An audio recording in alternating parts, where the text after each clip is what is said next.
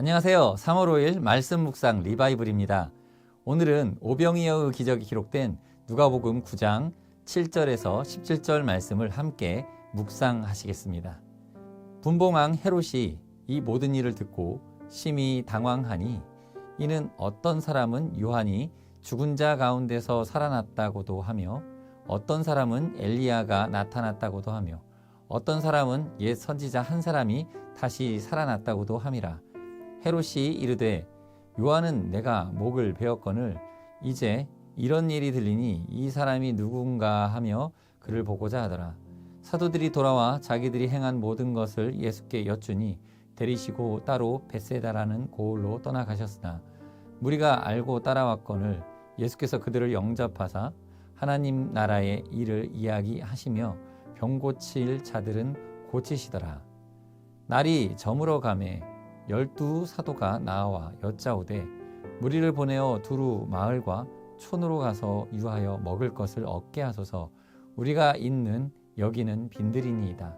예수께서 이르시되 너희가 먹을 것을 주라 하시니 여짜오되 우리에게 떡 5개와 물고기 2마리밖에 없으니 이 모든 사람을 위하여 먹을 것을 사지 아니하고서는 할 수 없사옵나이다 하니 이는 남자가 한 5,000명 되밀어라.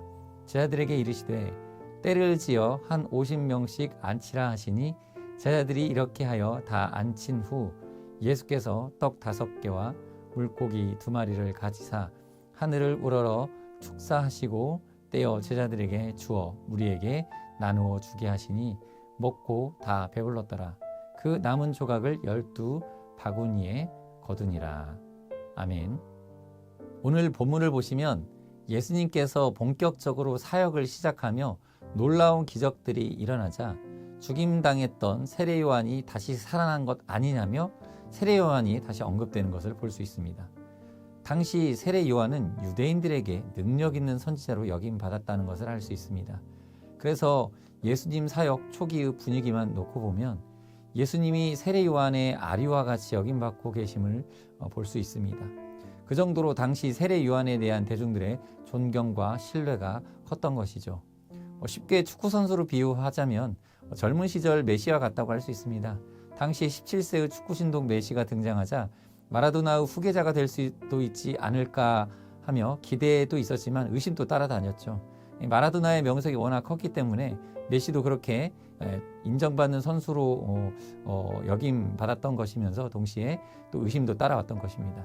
이게 딱 들어맞는 비유는 아니지만 비슷하게 당시 세례 요한 뒤에 등장한 예수님을 바라보는 이 대중의 시선이 아직은 세례 요한을 더 크게 여기고 있는 것이죠. 그렇게 이스라엘 대중에게 크게 여김을 받던 요한의 사명이 무엇입니까? 역설적이게도 그 존재 뒤에 오실 예수님에 대해서 증거하는 것이 그의 사명이었습니다. 그런데 당시 백성들은 이 반대로 예수님이 세례 요한의 후계자 정도의 역할을 해주기를 기대했던 것으로 보여집니다. 그러나 우리는 알고 있습니다. 예수님은 단지 훌륭한 선지자나 세례 요한의 후계자가 아니었다는 것을 말이죠. 예수님은 온 그의 백성을 그들의 죄에서 구원하실 하나님의 아들이셨습니다. 요한이 스스로 표현한 것처럼 예수님은 요한이 신들매 풀기에도 감당 못할 분이셨습니다. 그러나 당시 사람들은 현재의 예수님보다 과거의 세례 요한이 더 커 보였던 것 같습니다. 보통 사람들은 과거의 찬란한 영광과 또 현재의 초라함을 비교하려고 합니다. 그리고 과거를 기준으로 현재를 해석하려고 합니다. 교회들도 과거의 스타일을 복구하면서 8, 90년대의 스타일로 2025년도를 부흥시키려고 합니다. 옛날 부흥회를 하면 이랬었고 또 옛날 수련회는 이렇게 저렇게 뜨거웠는데 하면서 이 과거를 기준으로 현재를 제한하거나 또 염려하고 또 과거처럼 하지 못하는 현재를 닥달하면서 속상해합니다. 그래서 과거보다 더욱 큰 오늘의 은혜가 찾아와도 이 과거의 디자인과 다르다고 거부하거나 또 그 큰 은혜를 다시 이 택배사에 반송하듯이 되돌려 보내고 있는지도 모릅니다. 본문에 예수님에게도 세례 요한만큼만 해주기를 바라는 그런 사람들의 기대가 있었던 것 같습니다. 이 세례 요한처럼 약대 토롯을 입고 자주 금식을 하기를 바라죠. 그런데 과거에 요한이 그렇게 털옷을 입고 금식할 때 그 시대 당시 대중들은 그를 어떻게 대했는지 아십니까? 그저 귀신 들린 거 아니냐고 조롱했었던 게 사실입니다. 그리고 이제 예수님이 오셔서는 이제 잘 먹고 잘 마시면서 사역하시니까 또 비난을 하죠. 먹기를 탐하고 포도주를 즐기는 사람이요 세리와 죄인의 친구로다라고 하면서 비난합니다. 이런 사람들이 과거를 자꾸 축혀 세우는 이유는 그저 현재를 비난하기 위해서입니다. 구관이 명관이었다 하면서 이 현직 관리를 비난하며 구관을 치켜 세우는 사람들이 있죠. 사실 그 구관이 복무할 때에도 별로 도움이 안 되었던 사람들이었을 확률이 매우 높습니다. 그때도 그 전 구관이 명관이었다면서 굉장히 비협조적인 태도를 보였을 것입니다. 그러므로 우리는 과거 중심의 태도를 버리고 현재를 중심으로 살아가야 합니다. 그게 하나님의 뜻에 가장 합당할 것입니다. 우리의 라이프 스타일은 지극히 오늘이 중심이 되어야 합니다. 예수님이 가르쳐 주신 주기도문의 내용이 어떻습니까? 매우 현재적입니다. 오늘 우리에게 일용할 양식을 주옵소서 하고 구합니다. 오늘 먹을 것을 오늘 준비하면 뭔가 늦은 감이 있잖아요.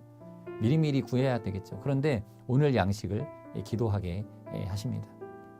다 이해할 수는 없지만 이게 바로 기도인 것이죠. 우리는 오늘을 위해 기도해야 하고 우리는 오늘을 살아가야 합니다. 우리의 과거 화려했던 리즈 시절과 그보다 못해 보이는 현재, 그 현재의 자신을 자꾸 비교해가며 자기 스스로를 괴롭히지 마시기 바랍니다. 함께 살아가는 가족들을 괴롭히지 마시기 바랍니다. 오늘 성장해가는 자녀들을 옥죄이지 마시기 바랍니다. 여러분의 직장 동료에게 압박하지 마시기 바랍니다. 오늘을 매일 창조되는 새로운 하루를 하나님께서 창조해 나가실 때 함께 걸어가야 할 가족이고 동료인 것입니다. 오늘 본문에서는 이 예수님은 제자들에게 이 오병이어의 기적을 행하십니다.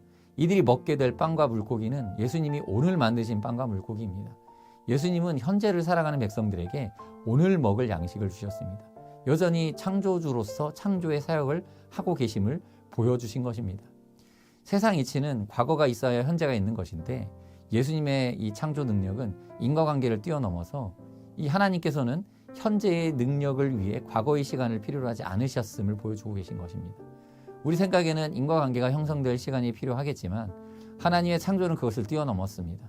5,000명 먹일 떡을 만들기 위해선 엄청난 양의 반죽을 누르게 넣어 부풀어 오르게 하고 또 뜨거운 열을 가해 익혀야 할 시간, 그리고 물고기도 아래서 부화하여 큰 물고기로 자랄 시간이 필요할 터인데 그런 시간을 하나님은 초월하신 것입니다. 가나의 혼인잔치에서 예수님이 물로 포도주를 만드시죠. 이때도 물을 순식간에 포도주로 바꾸셨는데 이 포도주의 맛을 본 하객들이 왜 잘 숙성된 포도주를 뒤늦게 내놓느냐 할 정도로 예수님의 포도주는 이 시간을 초월한 작품이었습니다.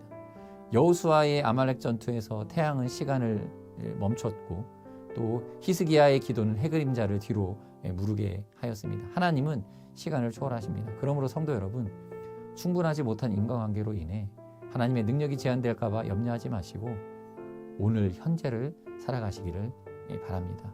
기도하시면서 예수님이 현재적으로 일하심을 경험하시기 바랍니다.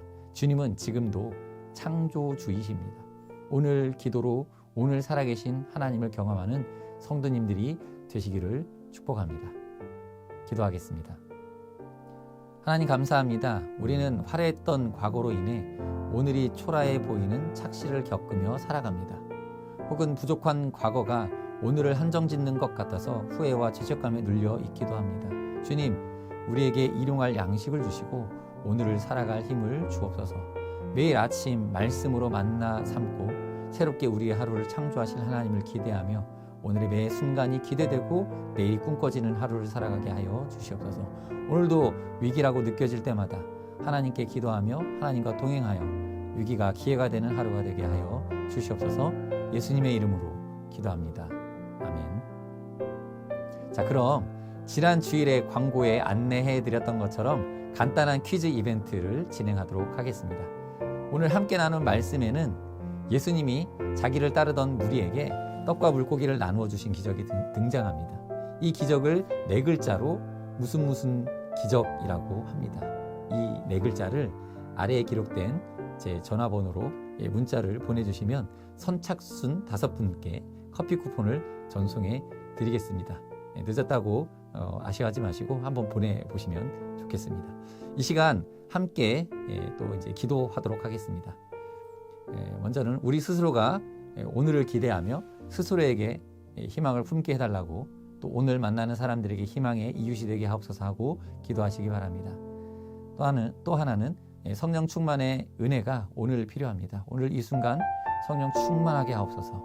위기를 만날 때 더욱 하나님을 의지하며 기도하고 기회로 변화시켜 나갈 그런 하나님의 능력으로 충만하게 하옵소서 하고 기도하시기 바랍니다. 함께 기도하겠습니다.